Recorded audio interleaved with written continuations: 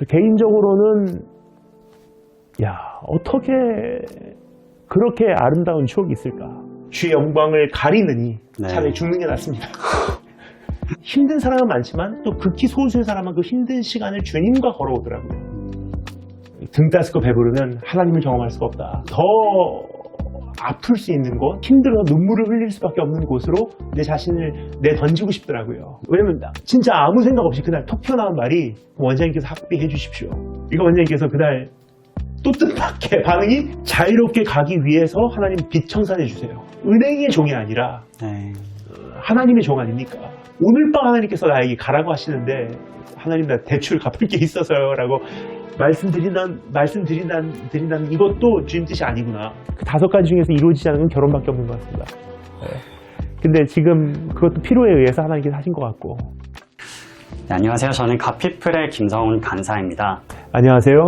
다니엘 김 선교사입니다. 저희 주가 일하시네라는 프로그램 기획하고 어떤 분을 초대하면 좋을까 계속 기도하고 고민하다가 다니엘 김 선교사님을 첫 게스트로 초대할 수 있으면 정말 좋겠다는 생각이 들었는데 이렇게 흔쾌히 승낙해 주셔서 너무 감사드리고 간증을 나눠주시는 시간들 가운데 선교사님의 하나님을 향한 간절함과 하나님의 선교사님의 삶이 어떻게 일하셨는지 드러나는 시간이 되면 너무 좋을 것 같아요. 4대째 기독교 집안에서 이제 태어나셨다고 들었고 사실 철인 같은 모습만 봐서 그 어릴 때부터 굉장히 하나님 앞에 신실하시고 독실하셨던 모습일 것 같은데 언제 하나님을 처음 만나게 되셨는지 하나님이 처음에 어떻게 선교사님의 삶에 찾아오셨는지 궁금하더라고요. 네, 나눠주실 수 있을까요? 어렸을 때부터 쭉 하나님에 대해서는 알고 지냈던 것 같아요.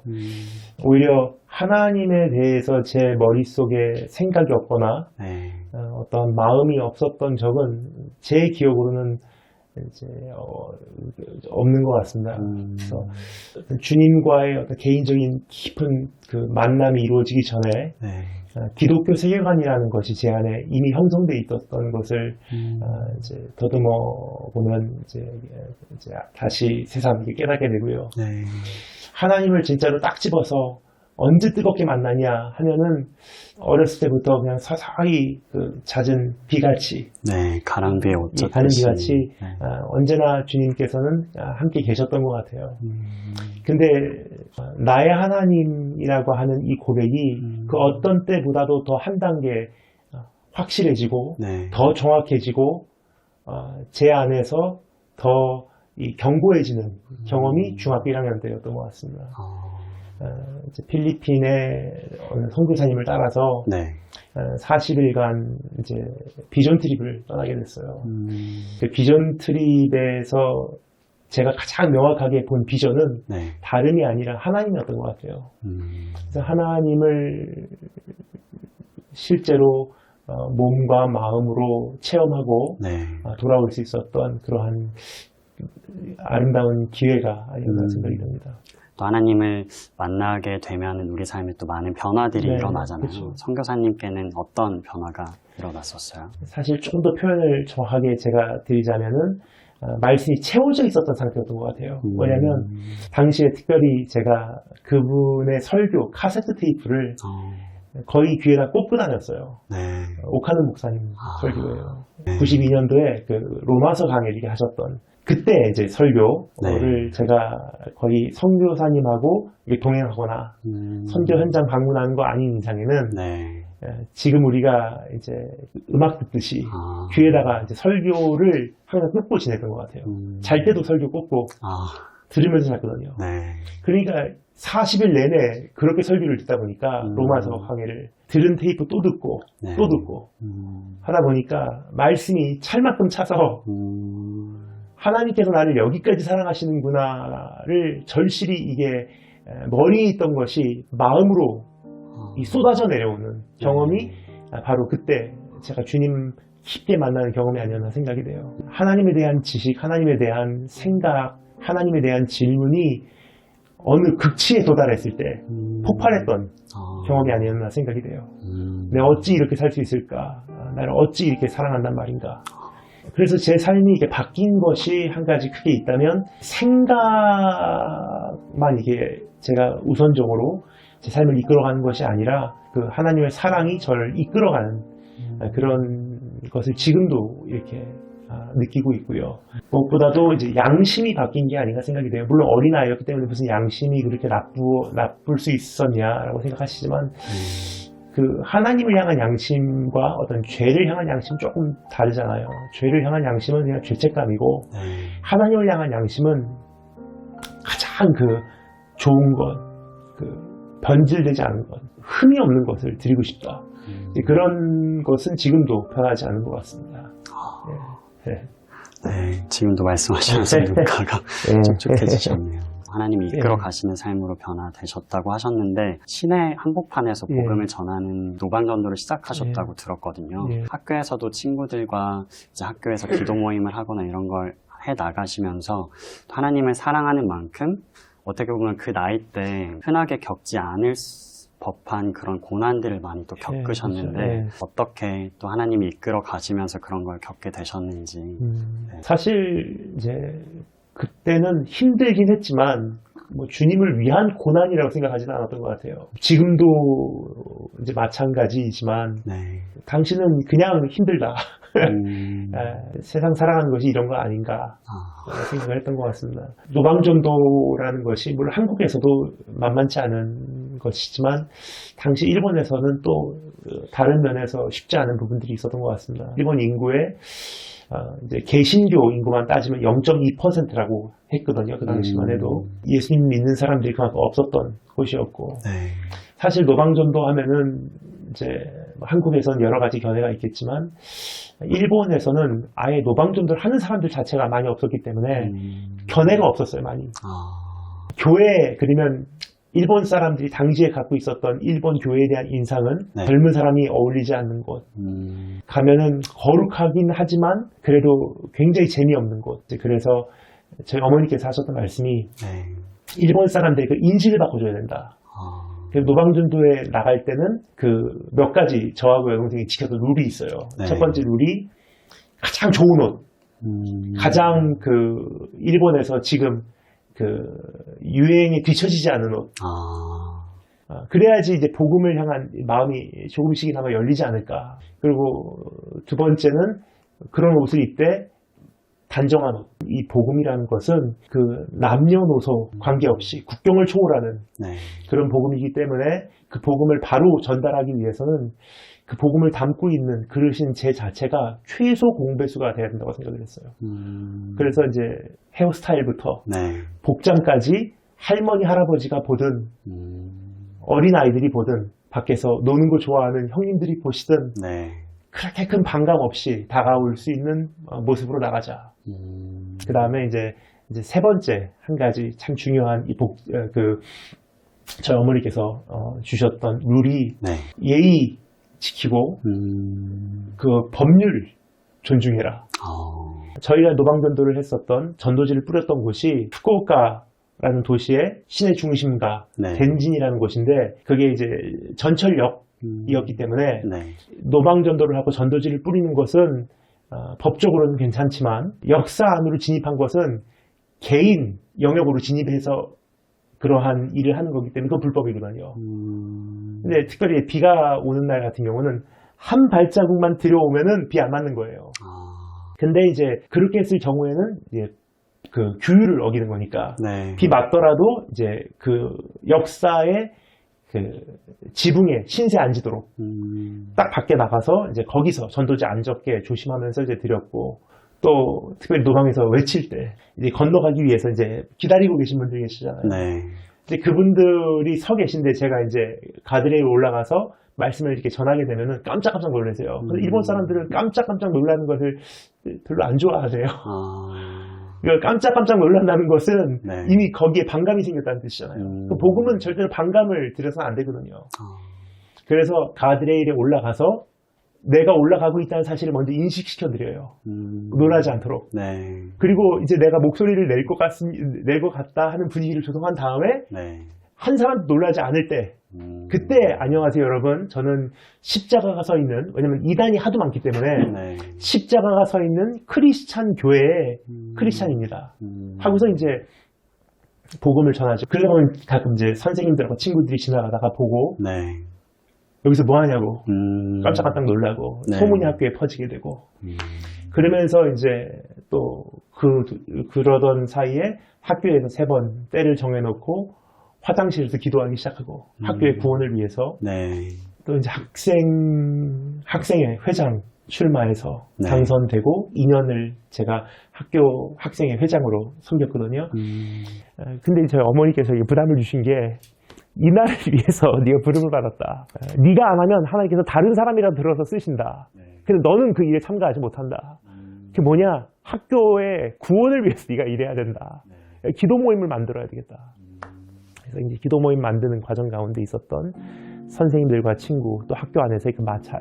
근데 그걸 이제 돌아보면 힘들었지만 뭐 고난이다, 뭐 희생이다라고 생각한 적은 없었던 것 같아요. 굉장히 즐거웠고요. 행복했고, 사실 이제 가끔 제가 이런 간증을 하면서 이제 눈물을 보인 적이 이제 있는데 뭐 힘들어서 온 게 아니라 참 돌아가고 싶은 추억이에요.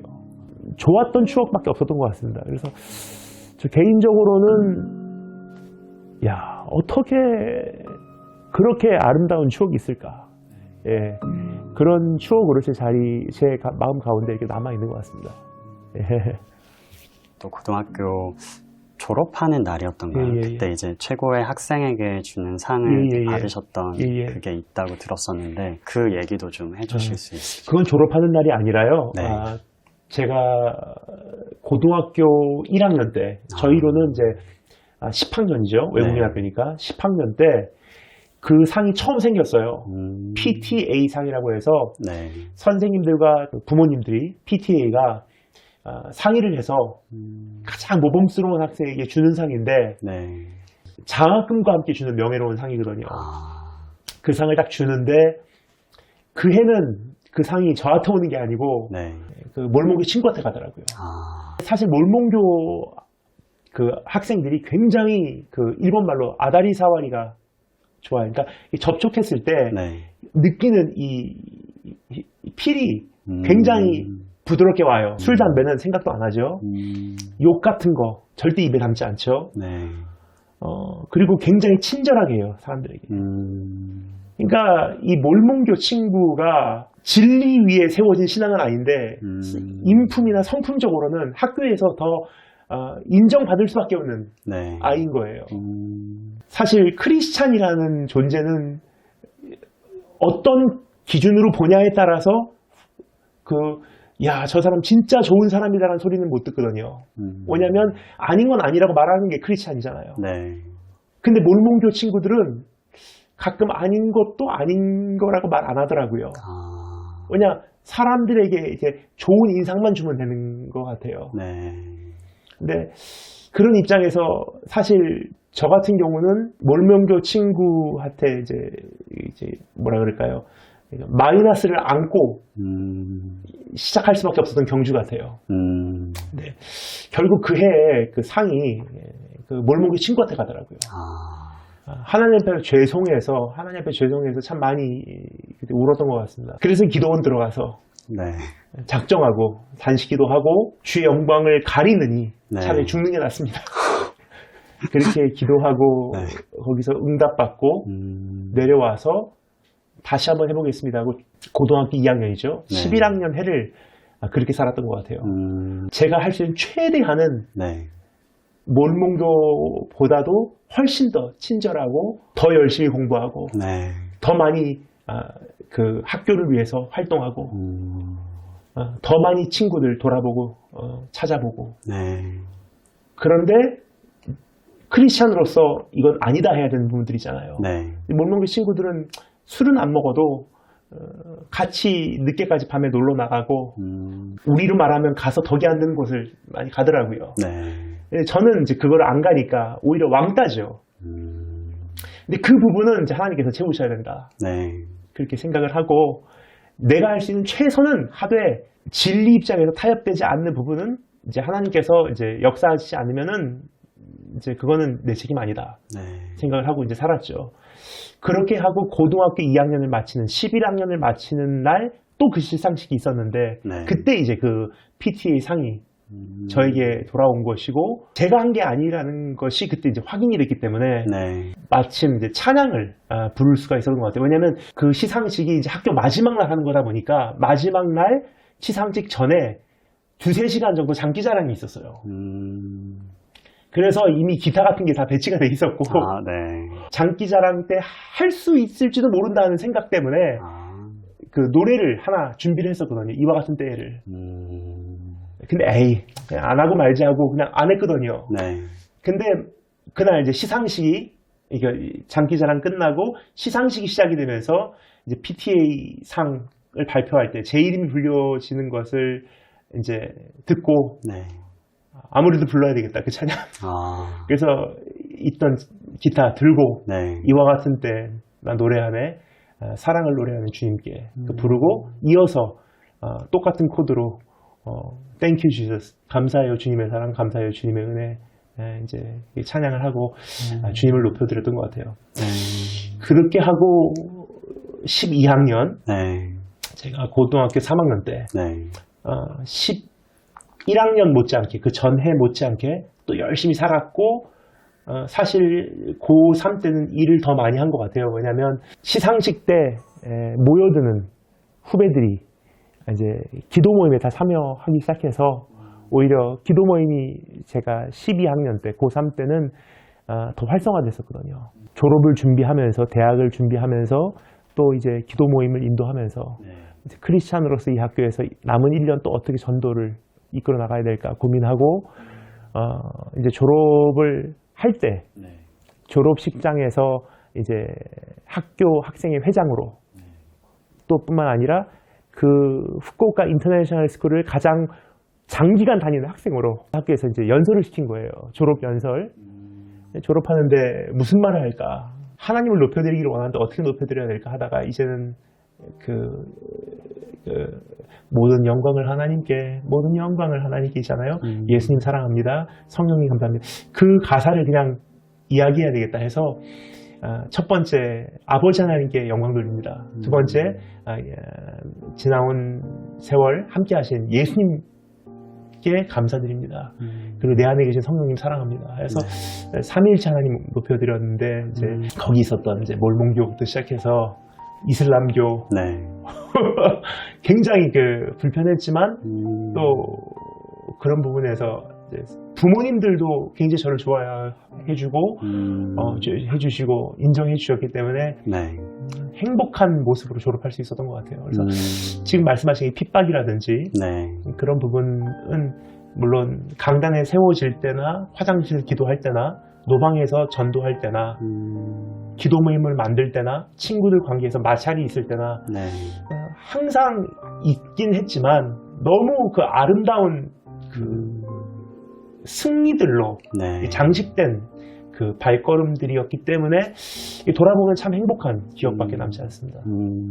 이야기 하시는 중에 또 어머니로부터의 신앙의 네. 영향에 대한 이야기가 굉장히 많은 것 같은데 네. 혹시 어머니는 어떤 신앙을 가지신 분이신지 그 이야기도 좀 듣고 싶어졌어요. 물론 여러 가지를 표현한 단어가 있으시겠죠. 근데 네.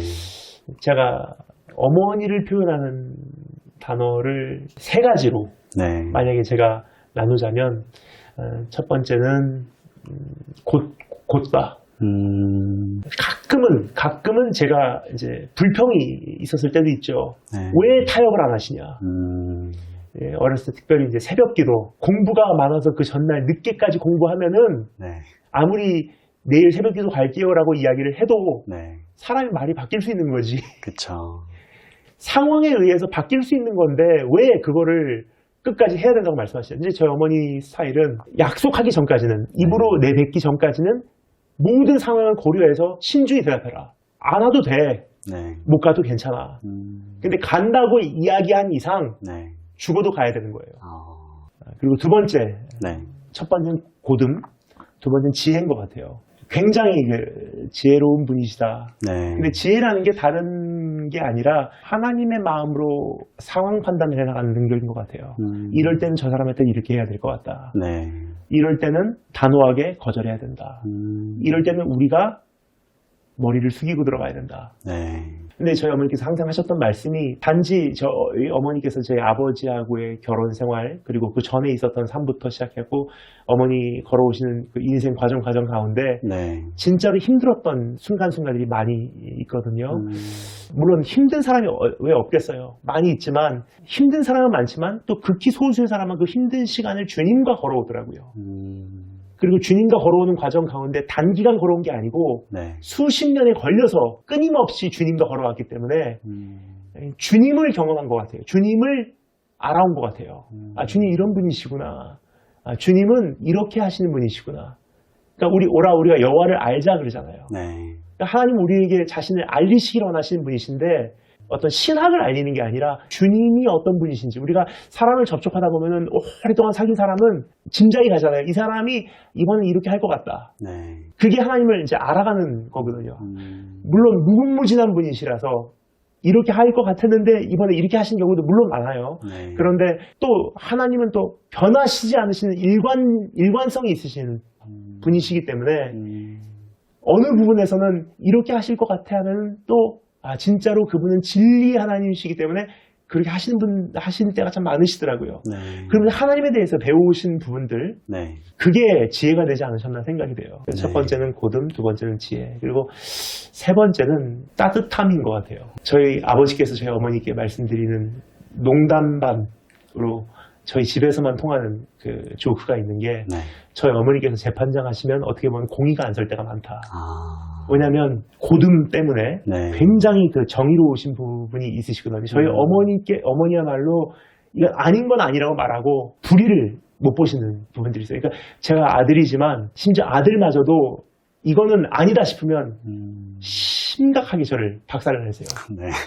근데 그 죄인이 정말 잘못했습니다 하고 막 통회하면서 눈물을 흘리면 그래 무죄 할 정도로 그렇게 그 따뜻함이 또 네. 반면에 있으신 분인 것 같아요. 그래서 어렸을 때 그게 저에게는 이 세 가지가 네. 제가 이제 자라오는 가운데 가장 중요했던 세 가지가 아닌가 생각이 돼요. 그렇게 중고등학교 학창 시절을 보내시고 조금은 특별할 수 있는 대학으로 예. 또 가셨는데 대학에 가신 어떤 이유라든지 또 가셔서 어떤 시간을 주님께서 허락해 주셨는지도 예.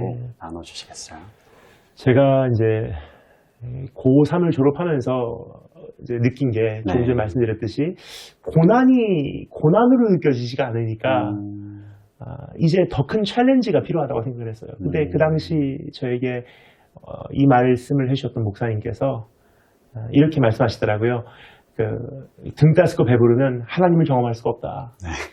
근데 고난으로 느껴지지 않고 어떻게 보면 너무 편안하다 보니까 네. 이제는 더 아플 수 있는 곳, 힘들어서 눈물을 흘릴 수밖에 없는 곳으로 내 자신을 내던지고 싶더라고요. 어디를 갈까 고민을 했는데 네. 이제 사관학교들을 찾아봤어요. 저는 이제 미국식 교육을 받았기 때문에 네. 미국 쪽에 가려고 정말 찾아봤어요. 많이 대표적인 학교가 이제 몇 개가 있는데 네.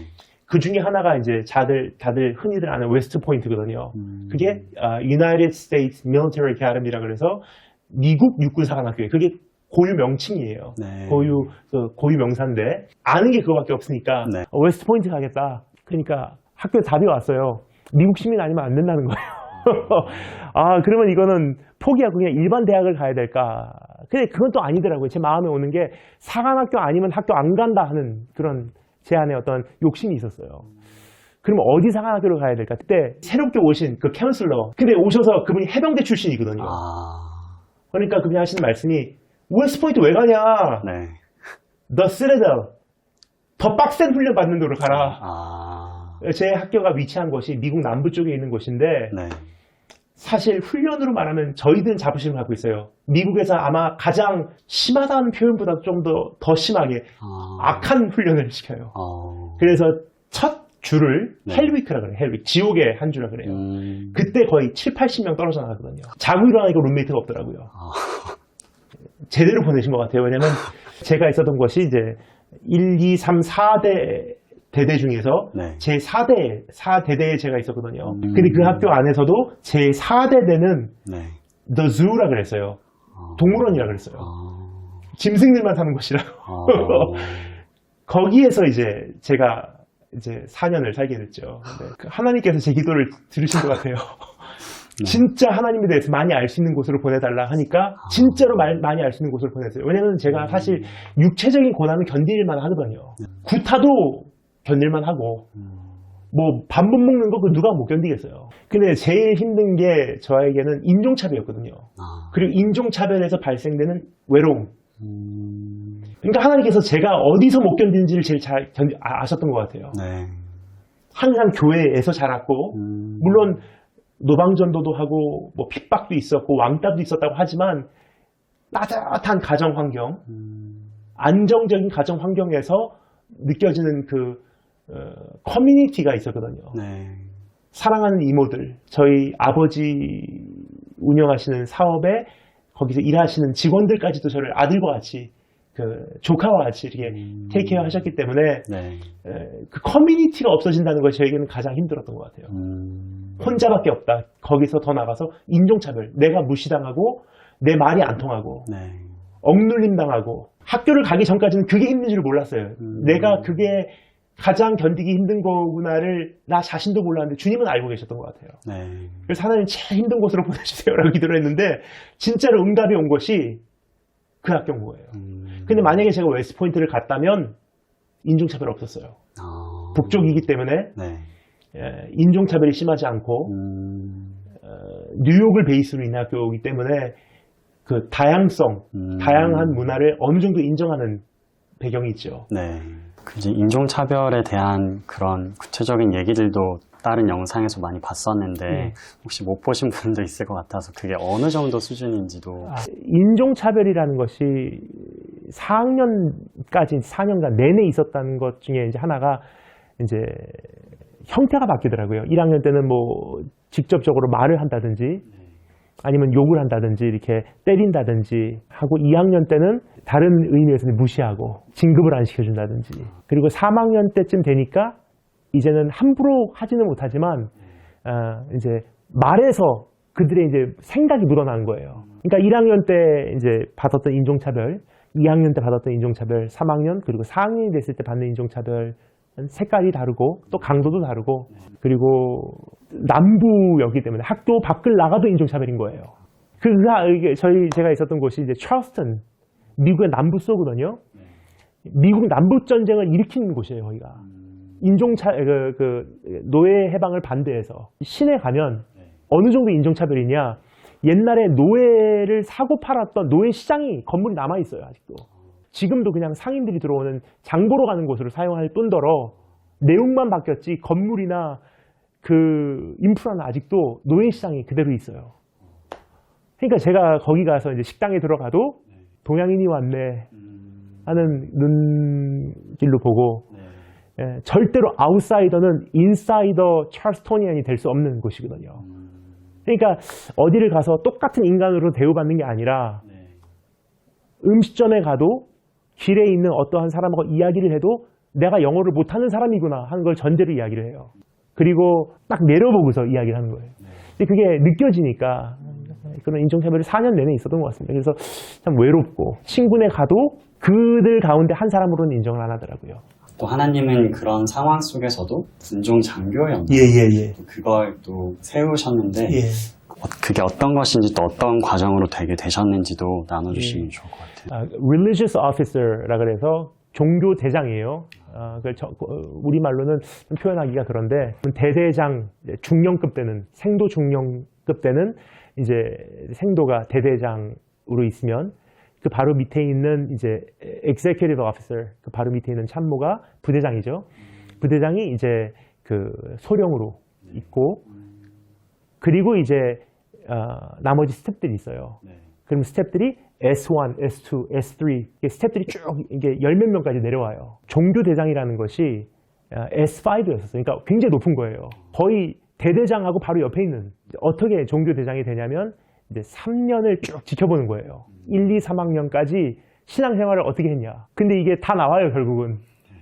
면접 들어가면은 1학년 때 술 많이 먹고 돌아다녔던 것도 다 기록에 나와요. 아무리 신앙생활 최근엔 열심히 해도 그거는 크리스찬으로서 네가 정말 많이 회개하고 돌아왔구나 칭찬을 받을 일이지 흠이 없는 크리스찬 리더로서 동기들한테까지 존경받으면서 인도할 사람은 아니라는 거예요. 1, 2, 3학년 때 어떻게 생도 생활을 해왔는지가 증명이 돼야 되는 것이 그게 가장 큰 그 비중을 차지하고요.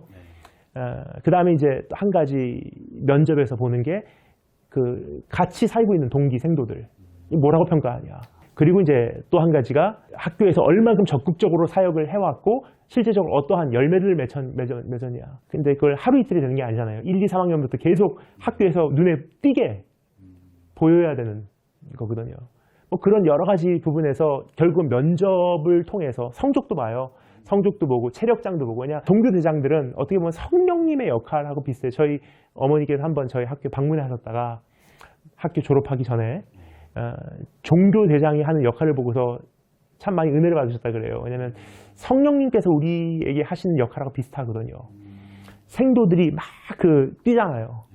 뛰면서 선배들한테 힘들게 얼차례도 받고. 종교대장은 같이 해요, 옆에서. 왜냐면 나도 할 수 있다, 너도 할 수 있다. 힘들면 갖고 도와주고 같이 뛰고 한 사람이 못 뛰면 돌아가서 데리고 오고 그래야 되기 때문에 체력장도 봐요. 또 이제 여러 가지 그런 면에서 다 공부 못하는 사람 안 시켜요. 또 공부 못하면 덕이 안 된다. 네 본분이 학생인데 공부 못하는 사람이 무슨 주의 영광을 위해 사냐. 그래서 이런 거 다 보고 면접 봐서 결국은 이제 종교대장으로 임명이 되는데 그때 이제 하나님의 은혜로 정말 지금 생각하면 어떻게 인종차별 받았던 제가 동양인이 남부의 심장에서 남부 사람들도 가지고 있는 게 뭐냐면 거기 바이블 벨트라고 하잖아요. 보수성 신앙이잖아요. 그런 데서 종교대장으로 임명을 받았는데 그 면접이나 총체적인 점수를 따져봤을 때 제가 제일 높은 점수로 임명을 받은 거예요. 그래서 연대로 보내야 되는 거예요. 근데 이제 종교대장들이 이제 대화를 나눈 결과 너는 안타깝겠지만 하나님 나라 입장에서 볼 때 네가 연대로 가면은 아깝다. 왜냐하면 사역자지 사무 관리하는 것은 아깝다는 거예요. 왜냐하면 지나온 3년 동안 사역에 이미 어떠한 그 발판을 형성해 놨기 때문에 대대에서 빼내서 너를 여기서 연대를 사용한다는 건 진짜 아깝다. 그래서 저를 결국은 제가 3년 동안 이미 살아온 대대로 다시 돌려보내서 대대 종교대장으로 하게 됐는데 그게 참 좋았던 것 같아요. 왜냐하면 저희 중대하고도 가깝고 1, 2, 3학년 동안 제가 전도해 왔던 그 사람들하고도 이미 같이 일할 수 있게 되었고 그러니까 종교대장의 역할 힘든 사람 찾아가고 학교 채플 예배 책임지고 학교 채플 건물 안에서 일어나는 모든 행사는 종교대장 책임인 거예요. 심지어 거기서 행사되는 결혼식들까지 그리고 이제 주일 예배 저희가 인도하고 그리고 채플린하고 같이 깊이 일하게 되고 이제 그 미국의 그 육군 훈련소 노스캐롤라이나 갖고 육군 훈련소 가고 채플린 스쿨을 다녀와요. 또 그 뭐라 그러죠? 그 군목들 학교에 가서 거기서 훈련받고 돌아오고 그런 부분들이 종교대장의 역할이고 과정이고 또 사역이었던 것 같습니다. 하나님이 정말 기도를 들어주셔서 정말 빡센 곳으로 보내셨지만 또 하나님의 영광을 나타내는 데는 거리낌 없이 또 사용하시고 그러셨던 것 같아요. 그럼 그렇게 대학 생활을 마치시고 바로 신학대학원으로 진학을 하신 거죠. 그 신학대학원 진학에 대해서는 언제부터 마음을 갖고 계셨던 거예요? 어렸을 때 꿈이 3가지였었어요. 이 3가지 꿈을 거의 대학교 졸업할 때까지 안 버렸어요. 첫 번째가 대통령, 정치하고 싶다. 두 번째가 장군, 세 번째가 목사였거든요. 근데 이건 무슨 순위적으로 1, 2, 3위가 아니라 이 셋 중에 하나 안 하면 내 안에 만족이 없다고 생각을 했어요. 고등학교 3학년 졸업하면서 내가 풀타임으로 헌신을 하겠습니다. 그 서원을 했어요. 주의 종으로 내가 사용받기를 원합니다. 근데 이제 일단 그때는 이미 대학교 합격된 상태였고 이미 그 신학대학교를 가는 게 아니고 사관학교 쪽으로 가는 것을 정해놓은 상태였기 때문에 진학은 했지만 이미 고3을 졸업하고 대학교 가기 전에 조금 있는 시간 동안에 그때 제가 서원을 해왔고 이미 신학교 가는 건 정해져 있는데 이제 중요한 거는 언제 가냐예요. 군복무를 한번 해보고 가냐, 정치도 조금 해보고 가냐, 그 차이였던 것 같아요. 근데 이제 사관학교 가서 정해진 것 같아요. 정확하게 사관학교 가서 생활을 하면서 참 잘 생활을 했어요. 군인으로도 인정받고 그 소총 같은 거 풀었다가 다시 이거 뭐라 그러죠? 분해했다가 조립하는 그걸 얼마나 제가 빨리 잘했냐면 저보고 포레스트 검프라 그랬어요. 기계적으로 움직이니까 그 구두 닦는 것부터 시작해갖고 너무 잘한다. 그래서 1학년 때도 이미 배지 달고서 진급이 빨랐는데 마음에 행복하지가 않더라고요. 그래서 군인은 이게 평생 갈 길은 아니구나. 그럼 장군 아웃. 그리고 제가 시작할 때 이제 정치학 쪽으로 시작을 했어요. 전공을. 한 학기 해보고 이건 아니구나 하고 접고 심리학으로 바꿨어요. 그렇게 하고 이제 나니까 정치도 내 길 아니고 군사로서의 길도 내 길이 아니구나. 하면 하겠지만 행복함이 없더라고요. 그래서 신학교를 갈 생각을 한 거죠. 이제 신학대학원 가시고 또 한인교회에서 처음에 사역하셨다고 들었는데 그 시간도 하나님이 가만히 내버려 두진 않으셨을 것 같거든요. 또 어떻게 하나님께서 일하셨는지. 처음에 갔었던 교회 2년간 섬겼는데 그 교회는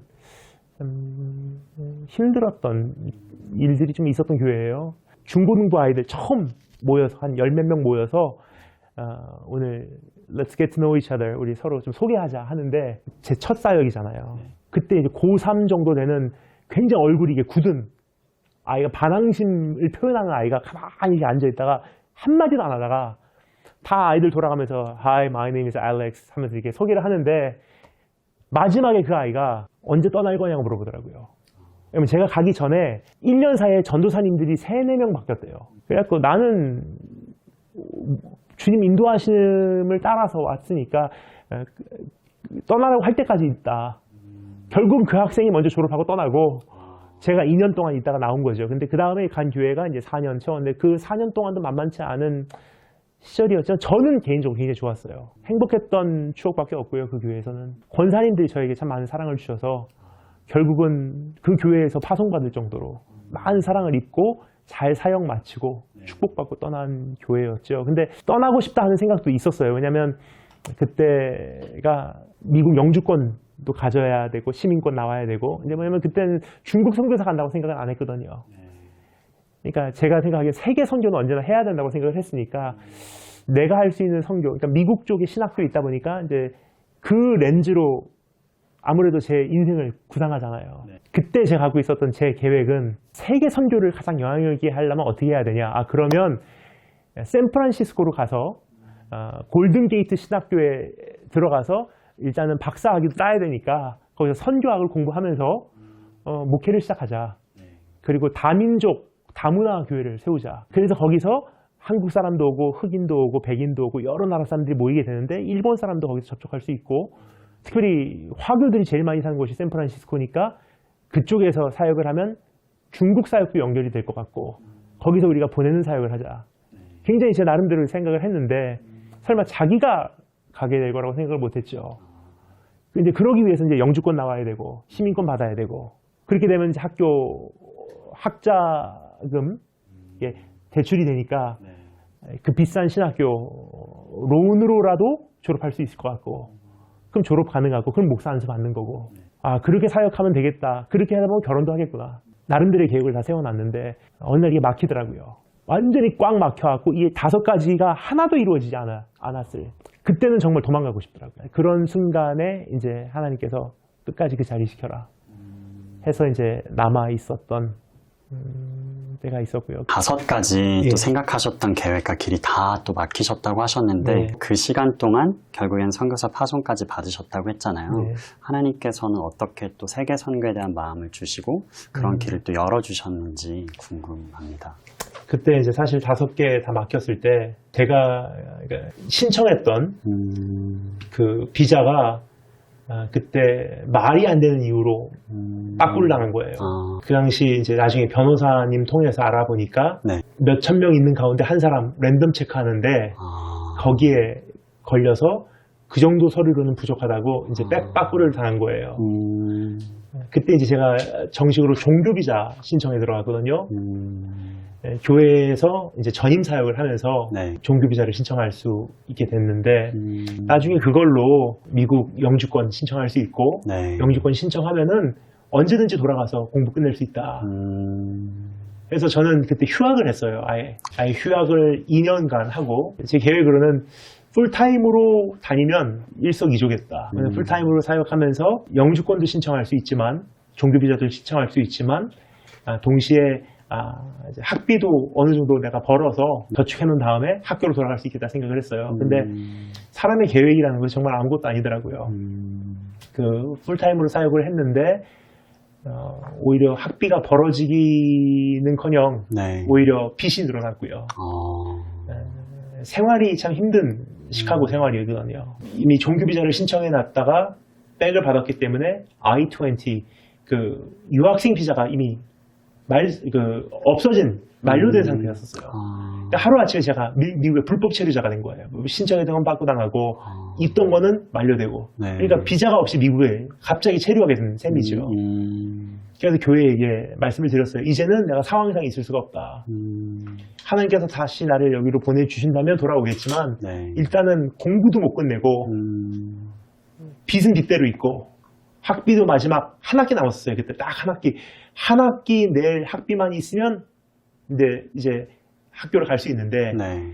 그게 없는 거죠. 그리고 이제까지 학비를 신용카드로 긁었기 때문에 그거는 그것대로 빚이 있고 이제 다 내려놓고 네. 떠나왔죠. 처음에는 어떻게 될까 해서 많이 고민했는데 일단은 하나님 손에 던져보자 하는 생각을 갖고 있었어요. 그래서 돌아와서 특별히 어머니 아버지께서 일본 후쿠오카에서 좀 떨어진 오이타 벳부 가는 길에 유후인이라는 곳이 있거든요. 그 지역에서 이제 온천 호텔을 하고 계셨어요. 그러니까 저는 이제 일본 시골 온천지대에 가서 어머니 아버지 호텔 가서 몸을 일단 푹 쉬었죠. 네. 푹 쉬면서 거기서 이제 안식을 얻고 그러면서 이제 거기 호텔 5층에 네. 기도 드릴 수 있는 예배실이 있었어요.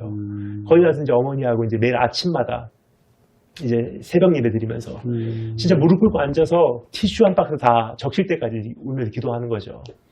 그럼 저는 앞에서 기도하고 저희 어머니 뒤에서 기도하시고 그러면서 이제 기도를 한 게 뭐냐면 어느 사이엔가 졸업을 하기 위한 공부가 돼버렸고 그리고 영주권을 받기 위한 사역 그리고 생계를 위한 목회 뭐 거기까지 심하게 말할 필요가 있나 라고 생각을 하실 수 있겠지만 제가 말하는 거는 사역에 대한 열정과 사명감과 나를 보내신다는 확신과 나를 그곳에 두셨다는 내가 여기 꼭 필요한 사람이다라는 그 확신이 없어지면은 사실 생계를 위한 거라고 저는 생각을 해요. 이미 그게 없어진 상태였거든요. 저는 네. 졸업이 우선이었고 영주권 받는 게 우선이고 빚 갚고 학교를 가는 게 학비 구하는 게 우선이었기 때문에 그래서 그때 느낀 게 그러면 하나님 그 사명감도 열정도 일단 소명 의식도 영혼을 향한 이 어떤 부담도 네. 이미 메말라 버렸는데 그럼 미국으로 돌아갈 필요가 없습니다. 공부를 할 필요가 없는 거예요. 그러면 하나님께서 만약에 나를 또 돌려보내시길 원하신다면 사명을 주시고 열정을 주시고 방향 제시해 주시고 그거를 주신다면은 비자도 주시고 네. 돌아가서 공부도 마치게 해주세요. 빚도 갚아주세요. 이제 그렇게 한동안 기도를 했는데 이제 기도를 한 몇 주 기도를 했는 것 같아요. 그 기도를 한 다음에 확신이 오는 게 제가 미국에서 계속 일본말이 나오네요. 미국에서 빠꾸당한 네. 비자 신청한 서류를 그대로 제가 갖고 있었거든요. 그냥 우편 그 봉투 안에 네. 서류 봉투 안에다가 그대로 그냥 빠꾸당한 상태로 일본에 갖고 왔었어요. 근데 그걸 수정 하나도 하지 않고 네. 이걸 그냥 그대로 다시 일본에 있는 외무부, 일본에 있는 미국 영사관에다가 제출해 볼까 하는 생각이 들었어요. 그래서 이 봉투를 가지고 이제 오사카까지 신칸센을 타고 네. 가서 미 영사관에 이걸 제출해 봤어요. 그러니까 이분이 인터뷰하시는 분이 그 앞에서 보시더니 이게 왜 문제가 되는지 모르겠다 하면서 그 자리에서 5년짜리 비자를 주시더라고요. 그때는 이미 이제 돌아가야 될 이유가 있었고 네. 이제 그 사명이 있었는데 이제 조금 이제 스토리를 리와인드해서 네. 그 몇 주 사이에 무슨 일이 있었냐. 제가 그렇게 하나님 사명도 없고 비전도 없고 영혼을 향한 부담도 이제 메말라 버렸는데 공부하는 사이에 다 메말라 버렸는데 이거 없으면 차라리 그러면 비자 안 받고 공부할 필요도 없네요. 그렇게 기도하는 가운데 어느 날 제가 잠시 한국에 들렸어요. 네.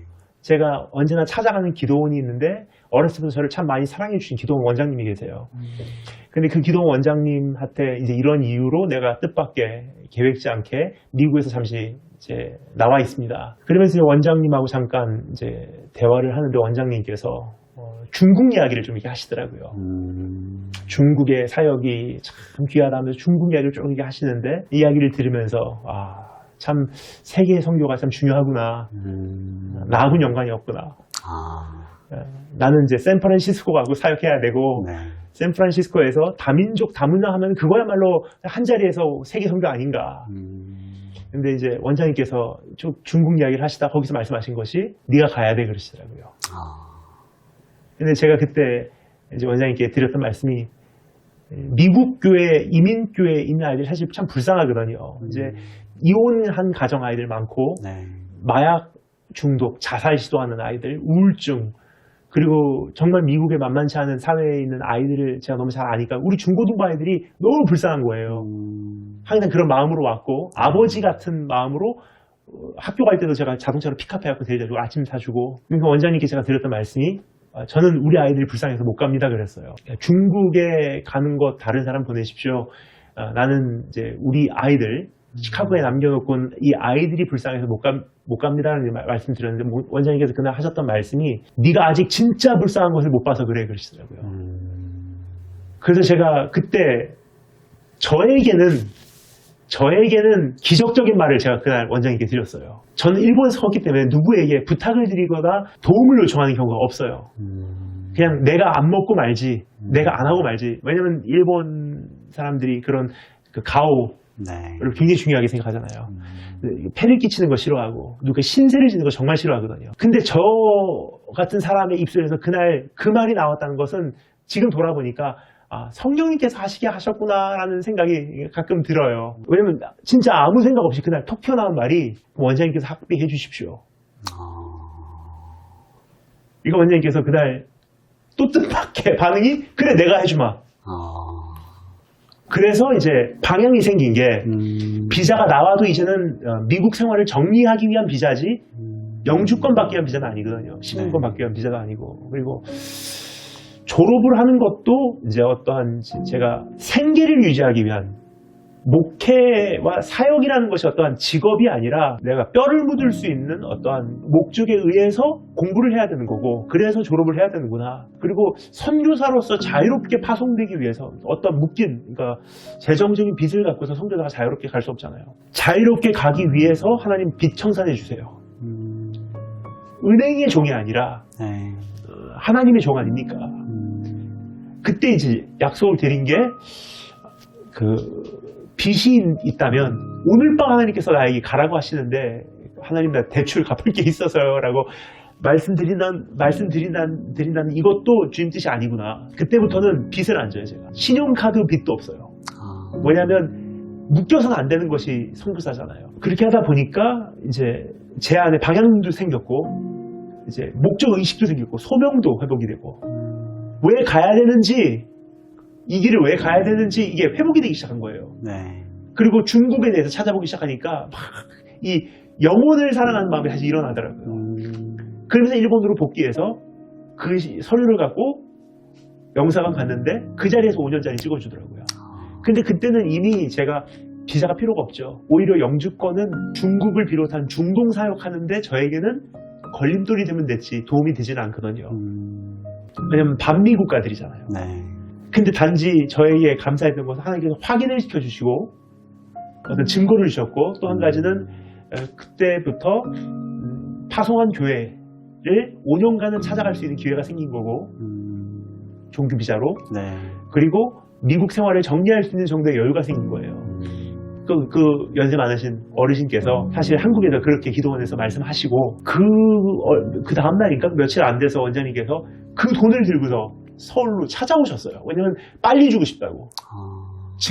증거를 주고서 돌려보내고 싶다고. 그러니까 학비를 가지고 이제 미국에 가서 네. 마지막 학비 이제 낼 수 있었고 그래서 복학하고 공부하고 그럼 밀린 빚도 하나님께서 또 이런저런 손길들 옛날에 약속했다가 잊어버렸었던 분들도 갑자기 생각나고 주신다고 하고 이런저런 손길들 그때부터 참 감사한 것이 그때부터 내 주일마다 단돈 20불이라도 11조가 끊이지 않았어요. 그때 이제 한 목사님, 어떤 소천하신 목사님, 사모님이 시카고를 잠시 방문하셨는데 저에게는 참 귀한 손님이시라서 제가 처음으로 그 사모님을 식사 대접을 하게 된 거예요. 조식을 제가 제일 좋아하는 브런치를 식사 대접을 하게 됐는데 그때 참 돈이 없었거든요. 네. 근데 이 사모님을 어떻게 무슨 돈으로 대접할까? 근데 있는 거 없는 거 이제 귀한 손님이니까 일단은 사모님한테 일단 쓰고 그 다음에는 이제 돈 문제는 그 다음에 걱정하자 하고 사모님을 이제 브런치 그때 시카고 물가가 비싸서 팬케이크 하나 하고 오렌지 주스 하나 커피 한 잔씩 마셨는데도 그때 팁까지 내니까 35불인가 나오더라고요. 저한테는 큰 돈이에요. 지금도 큰 돈이지만 근데 저한테는 마음은 돈이 없으니까 팬케이크 안 넘어가는 거죠. 그러니까 속도 모르고 사모님이 이렇게 오셨나. 무지 반갑긴 하지만 돈이 너무 없으니까 힘들었는데 사모님이 가시면서 봉투를 주시면서 나중에 집에 가고 여러분 200불 들어있고 거기서도 20불, 11조 띄고 그런 식으로 하나님께서 미국에 돌아가서 정리하는 6개월 사이에 한 주도 빠짐없이 11조를 주시더라고요. 생활비 다 채워주시고 이제까지 쌓였던 모든 빚 다 갚아주시고 마지막 학비 주시고 결국은 졸업하고 그리고 뜻밖의 생각지도 못했던 교단 미국 남침내교에서 목사 안수 주시고 제가 사역했던 4년 동안 사역했던 교회에서 파송받게 하시고 그 5가지 중에서 이루어지지 않은 건 결혼밖에 없는 것 같습니다. 네. 근데 지금 그것도 필요에 의해서 하나님께서 하신 것 같고 그때 이제 제가 경험을 하면서 이제 배운 참 좋은 하나님에 대한 교훈이 있는 게 물질관이더라고요. 그래서 첫째는 이제 빚지지 않는다. 왜냐면 가라면 가고 오라면 오는 게 선교사 주의 종인데 재정적으로 결박당할 수 있더라고요. 은행에 빚진 것 때문에.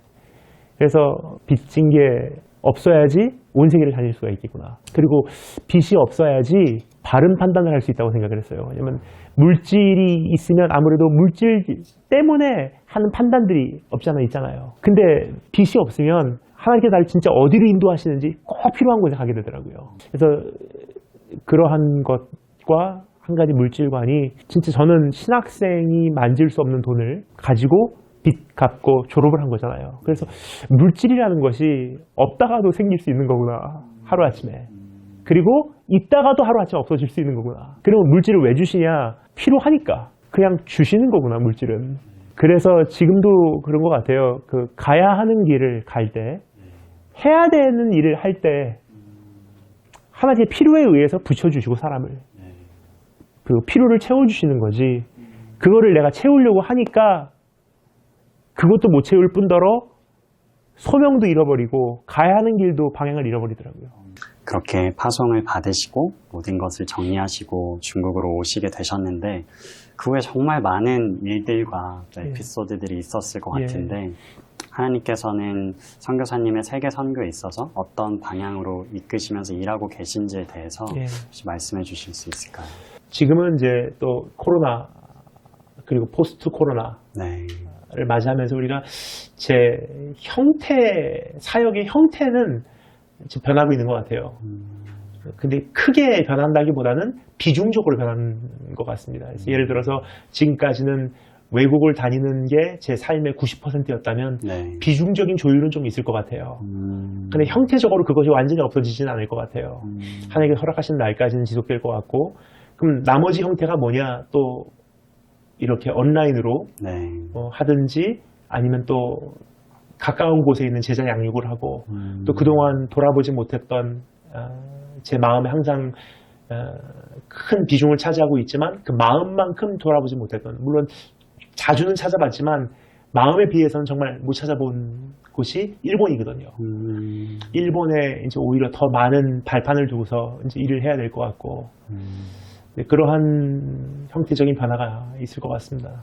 이제 거의 마지막 질문이 될 것 같은데 그 선교사님의 삶의 목적은 주님을 더 알아가는 것이라는 그게 굉장히 와닿았거든요. 그렇죠.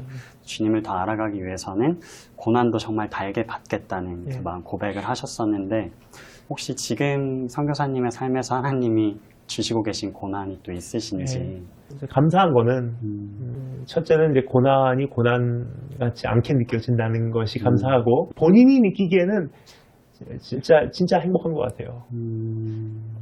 다른 분들 가끔 이제 저를 만나시면 이런 부분 힘들지 않으세요? 어떻게 이걸 하세요? 라고 물어보시는 분들이 가끔 계신데 저 개인적으로는 하나님께서 저를 그것을 위해서 만드셨고 저한테는 그거 아니면 또 뭘 했을까 하는 상상이 가지 않고 네. 그래서 고난이라고 제가 표현하고 싶지는 않고요. 또 이 주님을 위해서 가는 어떠한 이 길에 내려놔야 될 것들을 희생이라고 생각하지는 않는 것 같아요. 그런데 이제 굳이 뭐 고난이라고 하는 질문으로 이제 고민을 아침부터 해왔기 때문에 제가 생각하는 거는 복음을 위해서 그러니까 지켜야 될 부분들을 이제 어떠한 뭐라 그럴까요? 그 저항과 네. 마찰이 있음에도 불구하고 절대로 후퇴하지 말아야 되는 선이 있다고 생각해요.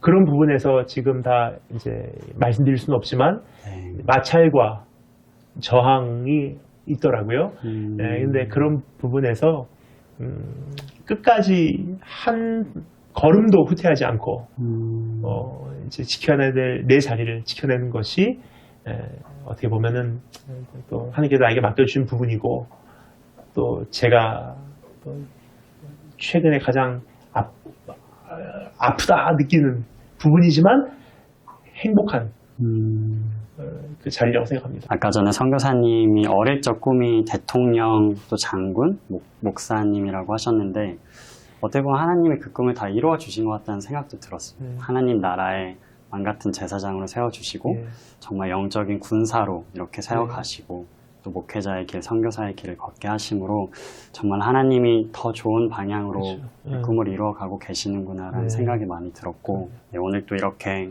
자세한 진솔한 얘기 많이 나눴는데 덕분에 저희도 더 많이 기도, 중보기도 할 수 있을 것 같고 앞으로 또 복음을 전해가시는 선교사님의 삶이 더 기대되고 네, 정말 같이 중보를 함께 하도록 하겠습니다. 네, 감사합니다. 그러면 촬영은 다 마친 것 같습니다. 아유, 감사합니다. 네, 함께 해주셔서 감사합니다. 네, 수고하셨습니다. 오랫동안 기도해 오며 준비해 왔던 이 시간 하나님 축복하시고 기름 부어주시고 은혜 내려주시기를 간절히 소망합니다. 오늘 저희들의 입술과 생각과 마음을 다스려 주시고 예수 그리스도의 보혈로 덮어주시사 오직 십자가 달리신 예수님만 영화롭게 되게 하시고 주님만 나타나게 하여 주시기를 간절히 소망합니다. 하시고 싶으신 말씀들을 저희들의 입술을 통해서 인도하시고 또 영상으로 섬기시는 손길까지도 하나님께서 주관하여 역사해 주시기를 간절히 원합니다. 살아계신 우리 주 예수 그리스도 이름으로 기도드립니다. 네, 그러면 편하게 예. 시작해 볼게요. 네. 어디를 보고 하면 될까요? 저한테 말씀해 주시는 것처럼 하면 될 것 예. 같아요.